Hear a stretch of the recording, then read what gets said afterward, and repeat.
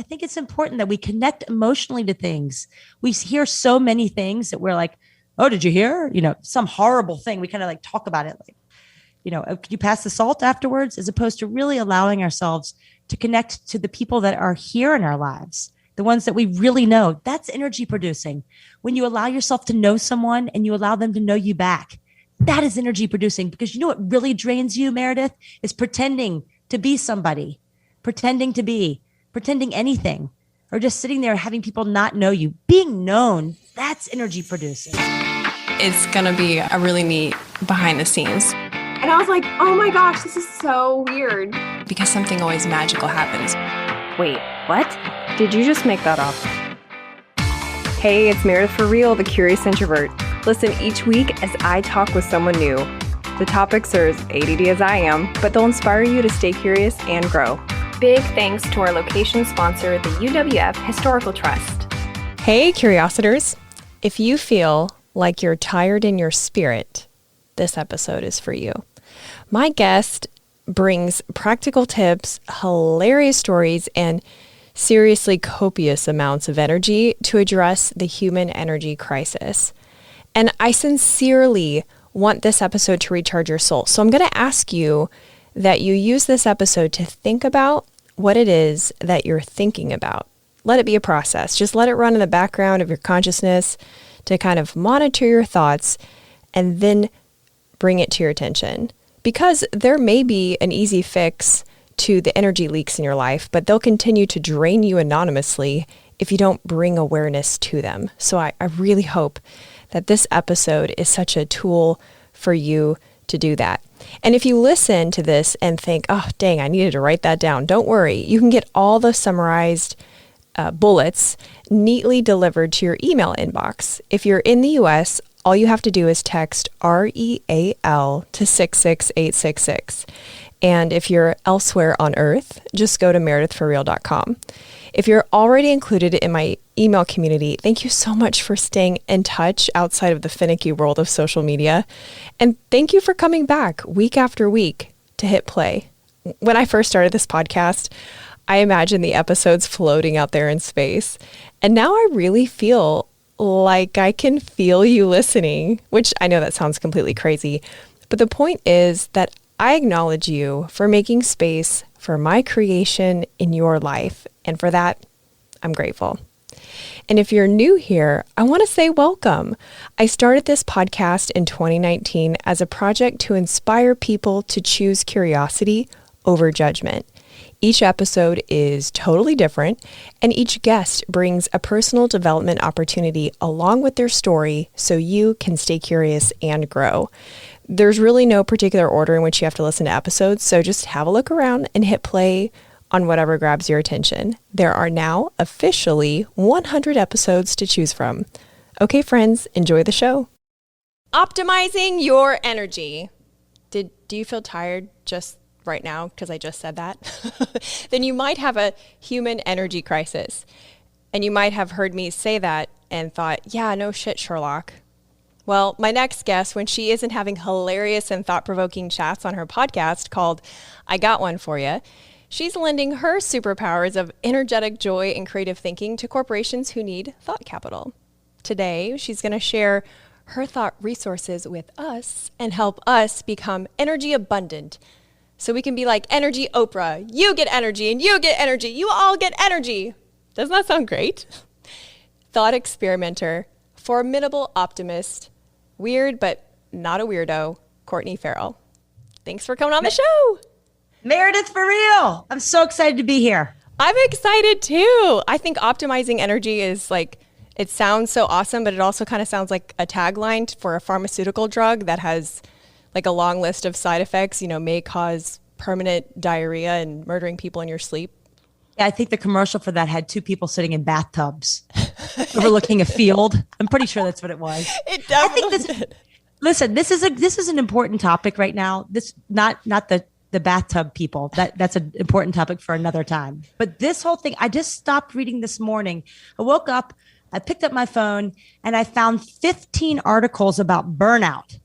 Really? Burnout. And they're not talking about athletes or any of that. They're talking about just like the average Joe going through life. You can read it in Harvard Business Review and Newsweek and MSNBC. LinkedIn's packed with it. Everyone's given lip service to this idea. And then at the end of reading all these things, I got a text from a friend of mine who I consider to be the optimism queen. Like she's the good fairy that comes down. She's just got it coming out of her in every way. And she wrote me and she said, I am so tired in my spirit. Oh. And I stopped for a second and then I wrote her back and said, I am not tired in my spirit. I am not tired in my spirit, not even remotely. We have got to keep moving. And it reminded me of being in Aarhus, Denmark one time. There's this man there named Uffe Ulbeck who runs a school called the Chaos Pilots. Okay, first of all, can we make a band called the Chaos Pilots? Right after we make a band called the Mother Pluckers. Okay. Yes. Super. Okay. That's a bluegrass band, but I like the idea. Chaos Pilots do. So he's sitting there having a cup of coffee and he takes out a pen and he writes on the table and he draws this diagram. And he said, here's the thing. All the bad people are waking up every morning and putting bad into the world. And if the good people aren't waking up with an expressed intent of putting good in the world, it's going to get out of balance. And so I think the reason why we are all tired and we're having this human energy crisis, it's not our kids, it's not our aging parents, it's not our to-do list, and it's not our jobs. It's 4 things. It's negativity, cynicism, pessimism, and fear. Those 4 things. Those are the 4 things that we are inviting into our lives. Every morning we wake up, we invite it into our lives and we pick up our phone and we turn on the news and we have these conversations about, oh, let me tell you the scary, terrible stories that I heard in the last 2 hours. And then we just feed it to ourselves and we're doing it to ourselves. And so that's what this talk is about how we're going to stop that. We are going to fight these forces. First, step 1, quit listening to true crime podcasts, everyone. I do not understand. I do not either. Putting this all into your head. So here's the deal. We have a couple things we can do. And they're, I think, exciting. The first, I'll just give them all to you. You got to think, you got to laugh, you got to move yourself to tears, and you have to get excited about the world that we're all creating together. Those 4 things or 3 things, count however you want to. Those are the most important things we can be doing. And we look at this, like just thinking about thinking, like how often do we give ourselves time and space to think and think about all the amazing things in the world? Like, here's something to think about. Did you know, Meredith, that it takes a snowflake 2 hours to fall from the sky? I did not know this. But your life is going to change now that you know this, because if you take some time to think about it, think about how much stuff you accomplish in 2 hours. You can feed kids, be on a conference call, make dinner, pay some taxes, sweep a floor, get a kid over to a soccer practice and back before anyone in the house knew they were even gone. You do so much in 2 hours, but a snowflake just does one thing and it falls to the ground. And just taking that thought right there and giving yourself 30 minutes to think about it. And if that's true, then what does that mean for us? I don't know what it means, but we all need time just to think about that. We need time to think about our big, wild dreams. Something that will make you exhausted is if you ignore your wildest dreams. When there's an idea that comes into your head and you ignore it, you might as well just cut a hole in your arm and let the energy just bleed right out, because your spirit wants you to pay attention to those big ideas. Like one time I started thinking about how cool it would be if snowmen actually talked. They just stand there. They're just like, hey, I'm a snowman. You're like, look at that snowman. But what if they had a voice? What if they talked? And then I started thinking how fun it would be if you got a bunch of snowmen together and had them picket, like in front of the White House. And so then I realized that would be awesome, but I'm not really a picketer. I'm not discontent. I'm kind of positive. So what if you had 100 snowmen with positive picketing, like they were like picketing pessimism. And so I got a bunch of friends together. Huge snowstorm came. It was such a big snowstorm. We couldn't make it into DC, but we went to the streets of Alexandria and built 100 positive picketing snowmen that just had positive message on them. Like, concrete is no match for human imagination, or do you smell carrots? Or, call your mom. I love that. Get those ideas. You got to do them. You have to make space for the idea to come, so I wonder why we are so attracted continually to this idea of cramming more in. Like somehow it's like a value signal, like you're busy, exhausted, and haggard, like you look run down, and therefore you're doing the American life right. You know, why are we always trying to cram in more things? Oh, and we're also trying to look good while we do it. And someone once held up a $20 bill to me and said, how much is this dollar bill? How much is this? I was like, $20. And then he took it and he threw it on the ground and he stepped on it and he wrinkled it and he like punched it and he picked it up and told the $20 bill that it was ugly and whatever else. And he's like, how much is this $20 bill now? I was like, it's still $20. He's like, that's right. Either way, same value. You can beat yourself up here, or you can just be this regular, just be yourself. Don't pack it all in, too much stuff. Or if you're going to pack stuff in, pack in the good stuff. I actually think, Meredith, that sitting around waiting for something good to happen is also a complete energy suck. Like you got to make good stuff happen in your life. You can't just wait for the invitation to come. So if we're thinking about this, we got thinking, laughter. Do you know there's a place in Richmond called Hollywood Cemetery, and all these famous people are buried there. And so people like to take walks through the cemetery, which sounds like a bummer, but it's actually beautiful. And there's this one headstone there, and I love it. I love it so much. I tell everyone I know about it. And it says, Margarita Daniels. She always said her feet were killing her, but nobody would listen. And it really says that on the tombstone. It really says that. You can go online and check this out. It really says that. And I love that because even in death, there's a place to laugh. There's something to laugh about. There's something to have some joy about. This woman who is no longer with us has brought so much joy to me. And I think to a lot of other people, because I talk about it way too much. Like this whole idea of like building it in, coming into a conversation, wanting to make somebody else laugh. Yes, that's so powerful. And chemically, it does so many amazing things to your brain that it should be like a requirement for every meeting that we begin with laughter, because you're more open-minded, you're more relaxed, you feel more connected to others. And as you said, it brings energy. So do you think it's more important to bring in the energy through whatever means first, or to block the energy leaking first? Like, do we need like poise incontinence pads for energy leakage? We would be covered head to toe in cotton. I think we as humans are sieves and we want things to move. You can't stop the leaking. You can't stop. We're built that way. We got holes all over us. It's coming out. It's that you have to keep bringing energy in. You have to invite energy in, and you have to invite energy from other people. So many people are just waiting for someone to come up to them and start a meaningful conversation that actually has some surprise and delight in it. A conversation where you're saying something more than, how's your mama? Like you're getting down to the meat of it. Like, what's your story? Hey, Meredith, what's your story?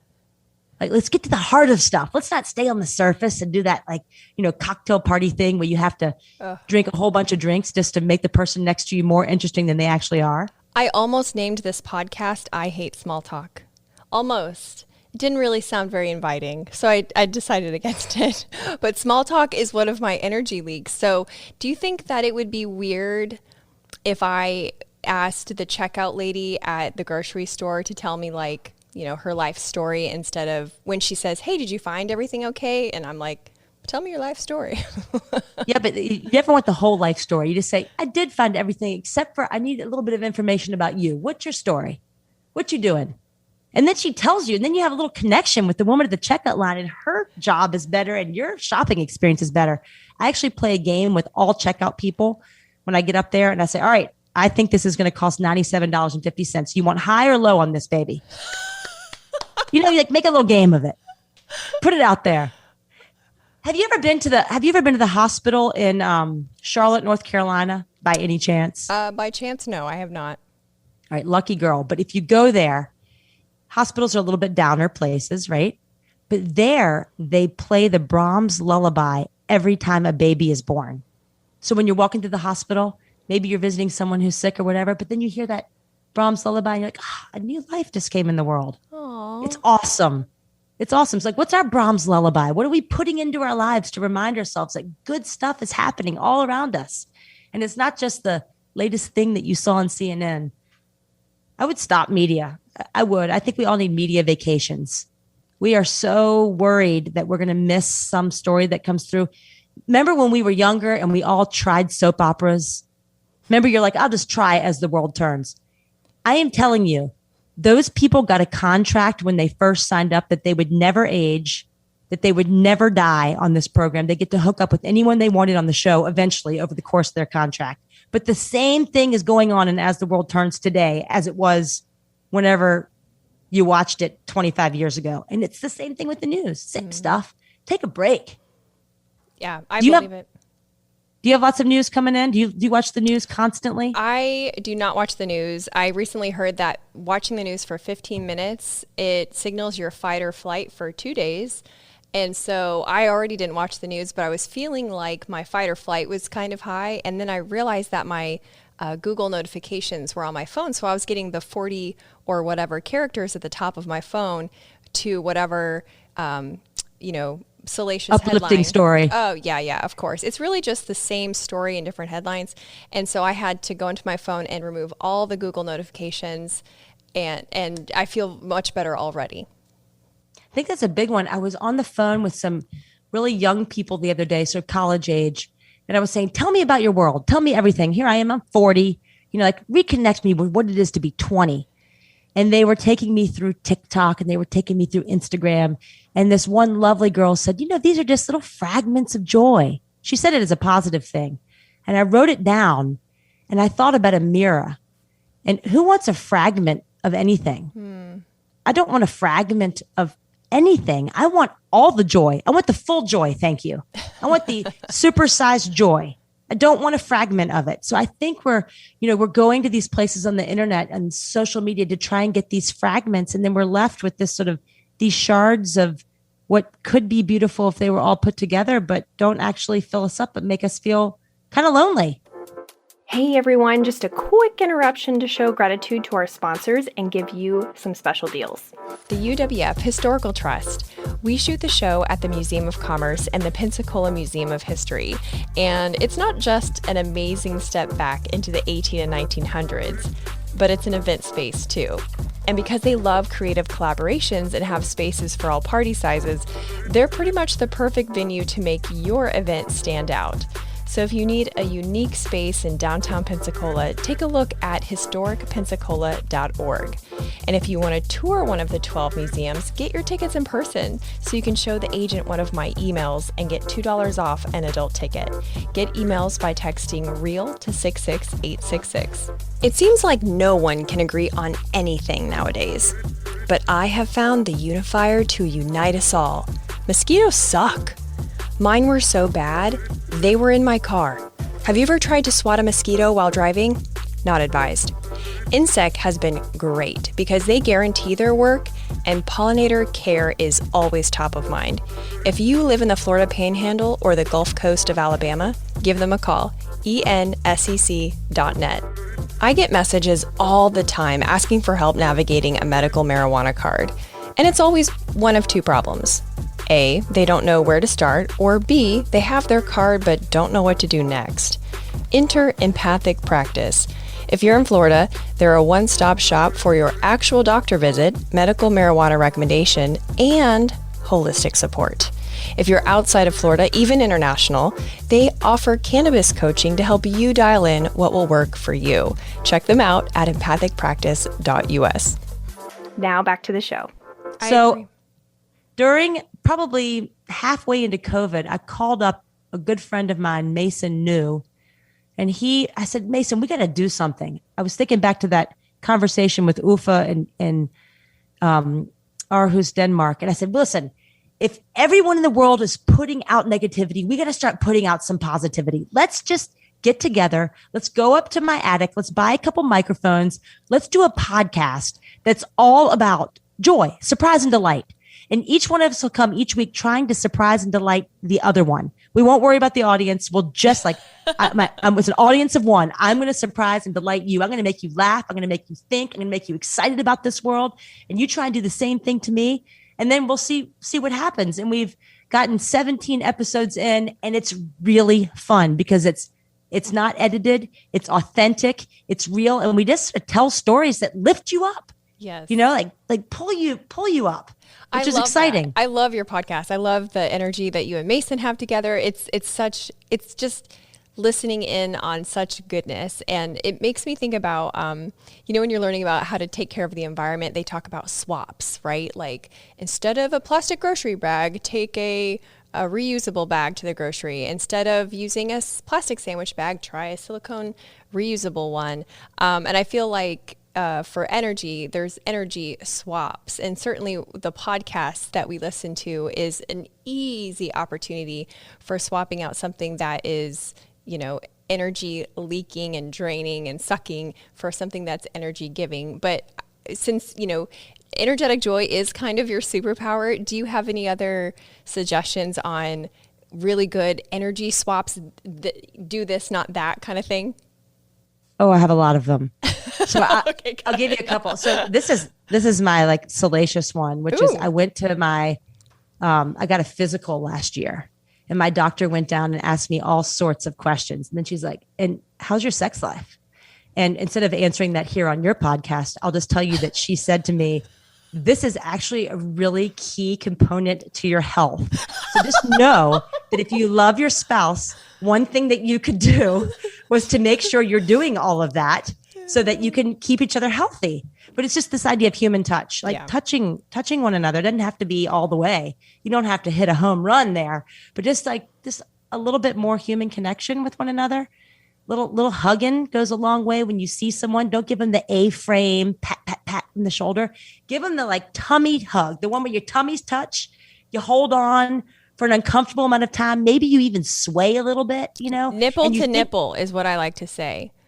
Tummy button to tummy button, sure. Yeah, and I say it to strangers. I'm like, well, this was before COVID. People don't appreciate it as much as they used to. But yeah, I would be like, listen, we're going to hug and it's nip to nip, all right? Now, right, get in there. Yeah, and get like, in there. On, get in there. On. That's what they're for, comforting, They are. The other thing is that, listen, COVID, one mouth is one direction, one's the other. It's the safest thing you can do. You're not in each other's faces. And you hang out, you think something good about the person. It's the same thing when you're singing happy birthday. Don't drudge through that song. Think something positive about the person you're singing it to. Like connect emotionally to the stuff that you're doing. That's one little thing. I'll give you a ridiculous one. And I know most of you won't do this, but there was a really rainy day here in Richmond. It was pouring down rain. And I woke up and thought, boy, this is a dreary day. People need a little something today. I'm going to do something today to like lift it up. And so I went to the dollar store and got 100 yellow balloons with helium. And I went outside and the wind was blowing and then the rain was coming down so hard that the balloons wouldn't stay up. So I had to like run a little bit to make the balloons stay up. And I had this yellow rain slicker. And in my mind, I thought like, God, why can't I be normal? Why can't I be like other people right now, wrapped up in a blanket, drinking some tea by a windowsill? Anyway, I went out and started walking and I started noticing people in their cars and they started smiling and honking. And so I started counting the smiles and I was so excited. I was 2.5 hours. I was out with 100 balloons. My arm hurt because you had to really keep the balloons up. That helium wasn't doing, the rain was pouring and I started waving and running with these 100 balloons. And I got up to something like 450 smiles before I stopped counting. And this is the coolest part. At the end of it, when the rain stopped and I'm walking with these, I'd lost a couple of balloons on the way and some of them were like dragging behind me like a little walking dog. I saw this license plate and the license plate said, more joy. Yes. I love that. I think an energy leak is wishing you were someone else, wishing you were whatever normal means, and thinking too much about yourself. And what I love about pretty much every story you tell is that it always is about that outside perspective. You look in, but you act out. And I thought of you a couple of weeks ago. I was on the beach taking photos for a YouTube thumbnail for an alien episode, a UFO episode. And I found a colander, the big metal ones, like the old ones. Colander? Colander. Yeah. Yeah, a colander. Yeah, I don't know how to say it. That's the Florida way to say it. Yeah. Maybe not. I don't know. But I put some foil on it so it had ears. And it was a fabulous hat. And after we were done taking the photo, which was fun in itself, I thought, wow, this is just like a wasted opportunity. I've got all these tourists driving by. So I just stood on the edge of the street and was waving at the tourists. Oh, and did I mention I was standing next to a UFO house? That sort of completes the picture. But I thought this was so much fun, and they were laughing and honking. So I know exactly what you mean. And it gave me so much joy and so much energy. Didn't it feed you? It did. Feeds you when It you did. feed other people. It's crazy. I was talking to a woman whose name is Dr. Edith Egers, and she is 93. She was in a concentration camp at the age of 17 in Auschwitz, and she survived. And she was having a lovely conversation with us. And she said this. She said, when I woke up every day in the concentration camp, all we had was each other. And when I wake up now, in my beautiful room here in Florida, all we have is each other. It's such a great message, because the key to our energy crisis is sitting right next to us on a subway or across from us on this Zoom. There you are. You're filling me up today. I hope I'm filling you up a little bit. Like, it's the connections that we're making with one another. It's the wanting to find common ground and not wanting to say, well, Meredith, let me tell you how I feel about the vaccine. You tell me how you feel about the vaccine. And then we can hate each other about how we feel about the vaccine. And if we happen to agree with each other, we can then turn around and hate all the people who don't agree with us. Oh my God, you just described how social media works in 2021. Seriously, like, this is crazy. I want to know where we have commonality. I want to laugh with you. I want to know you. Yeah. It's exciting. I want to listen to your alien episode, because that sounds fascinating, because they better exist. They better exist. It is interesting. You might enjoy that thoroughly. It's very interesting. But when you listed the things that bring you energy at the beginning, one of the things you said, I think, was something moving you to tears. Yes. So this is a big one. Yeah. Talk to me about that, because I feel like laughter might be obvious to some people, but the moving to tears sounds less obvious. Well, I found this out as a young person. When I was a little girl, when I was born, had a very twisted up tummy, and I went to the hospital day 3. I stayed there for 6 months. There were lots of things that happened to me, including losing a portion of my lovely small intestine. And I have a scar on my stomach that looks like I've been bitten by jaws. It's awesome. Anyway, long story short, my doctor, my sweet, darling doctor, came to see me on Christmas morning. And my grandmother, who was a country person, she lived out in the country, and she told my grandfather she was going to come see me on Christmas morning. I was down to 2 pounds at that point. And my grandfather told her that she couldn't go because it was too much ice on the road. And so she said, very well, then I'm going to go to the barn and feed the animals. And she promptly got into the car and drove to Richmond, which is 45 minutes away. And she came into the ICU, and my doctor came down to see me. He was not on duty, but he was standing at my little incubator with his hand in my incubator, and his big, she used to hold on her hand and show me how big his hand was. And she'd show her little pinky as my leg. And she said he was standing there. He was singing Silent Night to me. And I love that story so much, mainly because I learned that we have strong women in our family, and we don't do what we're told. We do what we want to do, and we support one another. And here's a man whose job is to operate on people, but really his job is to care about people. And I read an article a while later about crystals, molecules, that if you play classical music around water molecules, they'll turn into snowflakes. And I read an article about babies being something like 68 or 72% water. So he basically turned me into 72% snowflakes. And that's, I think, why I'm still here, because snowflakes are magical. Long story short is that these kind of stories, each one of us have them. Each one of us have these stories about how we're here and the people who've helped to come lift us up. And if you really listen to them and connect with them, they're emotional and they will move you. And years after that operation, I went and worked with my doctor as a teenager. He let me come work with him. And I was in the ICU one day, and this is well before computers were a mainstream thing. And there was a little baby in an incubator, and above this little crib, they had printed out on a piece of paper with that computer ball. Remember, printers used to be a ball and it would turn for the letters. They had printed out with X's this gigantic printout, something that we see all the time now, but had never seen then. And it said, "Come on, Willard." Oh. And I cried. I cried. I stood there as an 18-year-old girl weeping because these people were saying to their baby, like, come on and live. Come on, Willard. Come on and live. And it was just, there was something so amazingly touching to me that they would have, in their time at home spent making this. I think it's important that we connect emotionally to things. We hear so many things that we're like, oh, did you hear? Some horrible thing. We kind of like talk about it like, could you pass the salt afterwards? As opposed to really allowing ourselves to connect to the people that are here in our lives, the ones that we really know. That's energy producing. When you allow yourself to know someone and you allow them to know you back, that is energy producing. Because what really drains you, Meredith, is pretending to be somebody, pretending anything, or just sitting there having people not know you. Being known, that's energy producing. It's awesome to be known. It's awesome to have community that lifts you up, that cares about you, and you can turn around and do the same thing for them. It's interesting that gives it back. That to be known and to, it just left me. To be known, and then what did you just say before that about? To lift you up. Like once you're known and then you know other people. Yeah. And that it's energy giving. And really social media is the opposite because you're anonymous. And you're, oh, did you hear? Dun, dun, dun. So it's bringing you down. So it's like the exact opposite of what you're talking about. So if we get anything also out trying of this, to put, you're also trying, I totally interrupted you, but you're also trying to put this beautiful vision of yourself. Like Instagram, look where we are. We're amazing. Look at my beautiful children. Their hair is combed.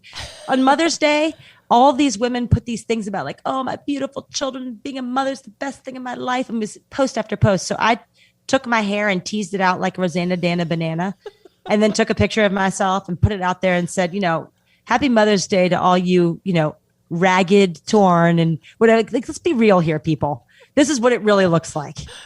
Oh, that's so true. Well, as we wrap up, can you summarize those 3 energy sources? I thought those were so good, and I want them to be top of mind for people listening. Absolutely. We're having a human energy crisis right now, and we can fight it. We're warriors. We are warriors fighting against negativity, cynicism, pessimism, and fear. And if you just take the time to think about your dreams, ponder things, look at poetry, find some that you like, laugh with your friends. Don't kill humor. Humor needs to be a part of all of our lives. Be moved to tears. Find those stories in our own lives that you can connect to. They don't have to be sad. They can just be moving. Watching somebody do something for the first time, put themselves out there, that should move you. That should allow you to feel something. And then finally, you got to get excited about this world we're all creating together. It is an awesome world. It's an exciting world. If for no other reason, Meredith is in this world and she is an incredible person. So you got to be excited about that. Just find a few things each day that just like rile you up. If you're looking for something, the sun rose this morning. If that isn't something to be excited about, I don't know what is. I totally agree. Absolutely. And Courtney, you are truly an energy master. I love being in your space. I love the first time I ever heard you on stage. And I want people to know if they want to hire you for energy services or an idea pimp or whatever, how do they do that? How do they get in touch with you? How do they stay in touch with you? Do you know smoke flames? Just light a fire in your backyard. Yell really loud. I think it's easy. Not Instagram. What's that? LinkedIn thing or Facebook or one of those things. Call me. Yeah. We just dogged on the internet and how much we hated it. And we're like, stay in touch with us. Follow me on my socials. Hey, listen to the podcast. I got one for you. And there's a website, IgotOneForYou.com. There's an easy way to get in touch right there on the podcast website. That's perfect. Yeah. Well, as we wrap, any last thoughts you want to share with our audience? I think you got to be joyful. You got to have a little surprise and delight. So my one final thing is today, surprise and delight somebody with something small. It doesn't have to be big, but get out there, move a little bit. Don't be in the waiting room waiting for something to happen. Make something happen with your life because it's a beautiful one. Whether it's yellow balloons or an alien hat, go do the thing. Go do that thing. Awesome. Woo! Thanks for listening. If you love the content of the show and want a summary delivered to your inbox, just text REAL to 66866 if you're in the US, or go to meredithforreal.com if you're elsewhere. And if you liked this episode, you will also like the one about the travel journalist who got stuck in the country of Georgia during the 2020 quarantine. She turned an uncomfortable situation into a badass one. That's episode 50. Stay tuned next week when I talk with a psychedelic lawyer. Talk to you next week.